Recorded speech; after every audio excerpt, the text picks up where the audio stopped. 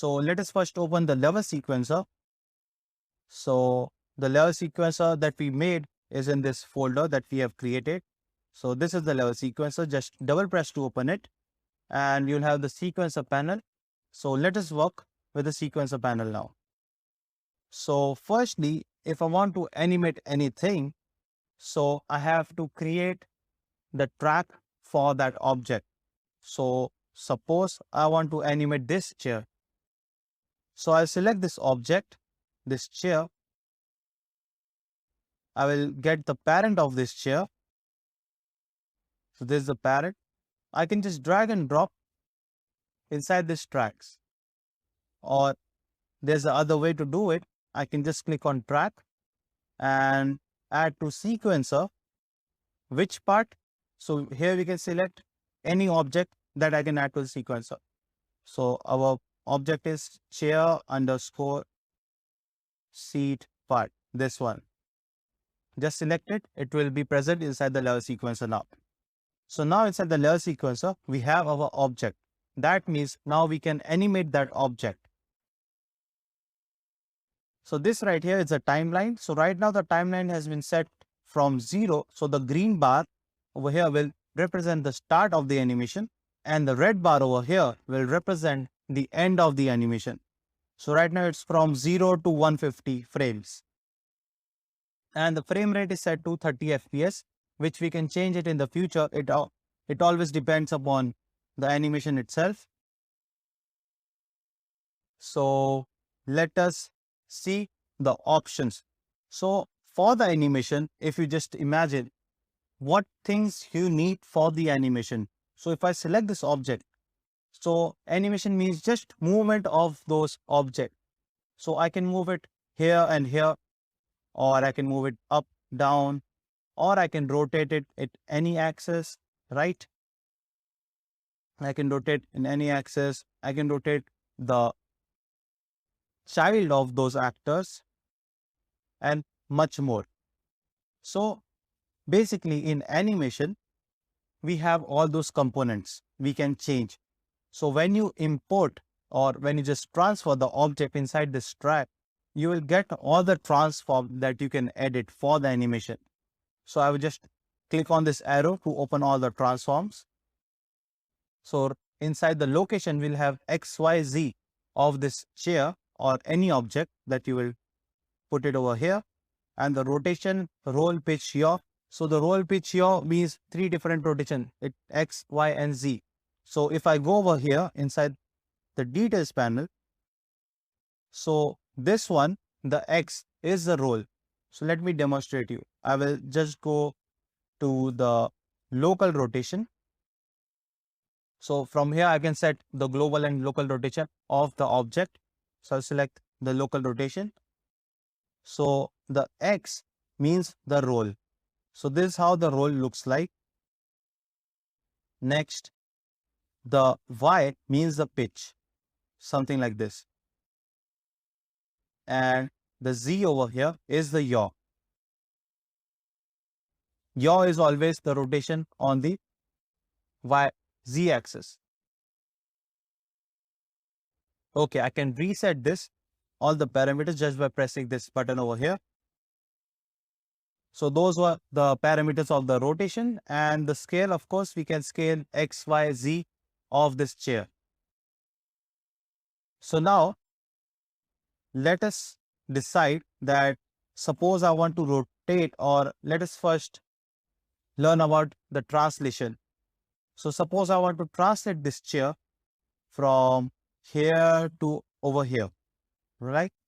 Automatically, I want to make it the animation of this. So for that, I will choose the location. So these components will create a keyframe. And now what is the keyframe thing? So the keyframe will decide the current location or the current rotation or the current scale in this matter of that object. So at 0, 0, I will set the keyframe. So to add the keyframe in the current timeline, I just need to press this button over here, this plus icon over here. So for the whole location, I'll press this plus. So now it has recorded. So when you press the keyframe button, it will add a keyframe. It means it will record that current position of this chair now. So right now the current position is this one. And now I can actually change it. So suppose at the end of this whole animation or the end of the whole timeline, I want the chair to reach somewhere over here, right? Somewhere over here. So I will just move this chair now. You can see the location values are changing here.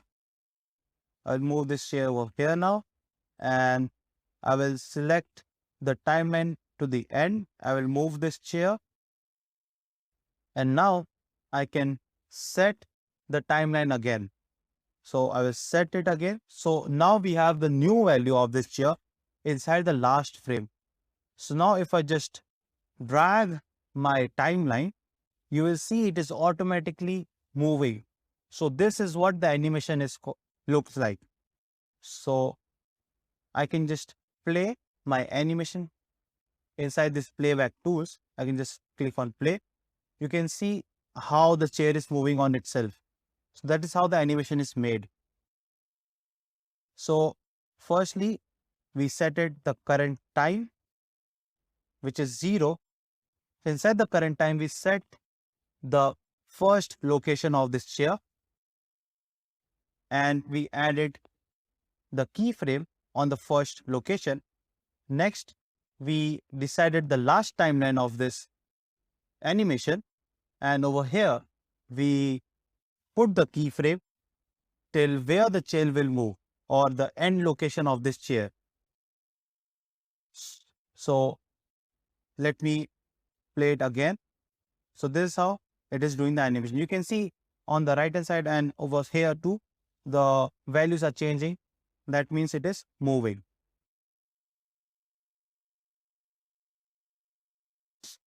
So to loop this animation, we can make use of this button over here.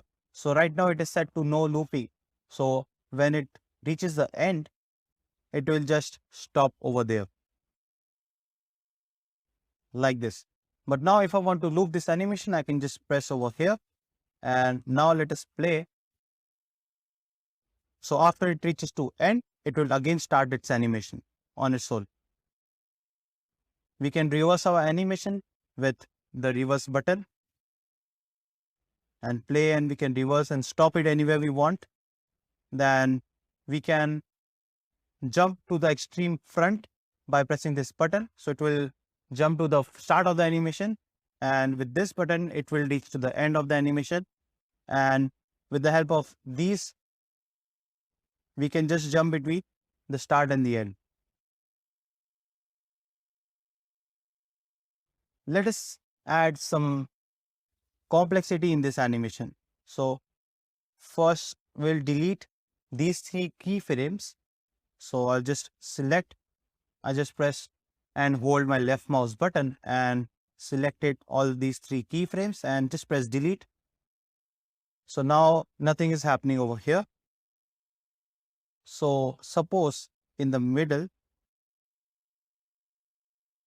it goes to the top. So something like this. And we can just record my current position. So just press this button over here. It recorded it. And next, I want it to go, suppose at the end or somewhere over here, I want it to get down again. So we will put this chair down here. And now we will record again the current position. Next, let us move this chair somewhere over here. And now we will record the animation again with the current position. And suppose I want to extend my animation. So right now it's just 150 frames and I think it is not enough. So I can just drag this red bar over here to extend my current animation. And over here, this will show my current timeline. So right now I'm in 30 frame and like this. So working rate end. So this will show my end of the animation range, the frames. I can actually change it to like 250. So if I just extend this, so I can zoom out. If I just squeeze it, we will get the zoom in. So now I can just set my ending frame. Suppose till here, I want to end my animation. Now it has reached the 150 frames. So suppose at 180 frame, I want this chair to move over here. And let us record this. It has recorded. And now at the end, I want it to reach at its original position. So we can actually manually just drag and drop and put this chair at that position. But instead, what I can do, I can just copy these keyframes. I will select it by holding my left mouse button and dragging it, selecting these keyframe, and I'll press Ctrl C to copy all those keyframes. And at 240 frames, or 240 frames, I can just press Ctrl V to paste the original values of the transforms. And now we can just play our animations. You will see it is going up, it's going down, then it's returning back to the original position, and it is on loop. So now this animation is now a complete loop. So to make the animation a complete loop, you always have to set the current position of the animation and the ending position of the animation same. The location or the rotation, anything that you change, it should be same. That's how you will make the animation to the loop. We can save all the animation, just press Ctrl Shift S. You save the level, you save all the level sequences and the animation itself.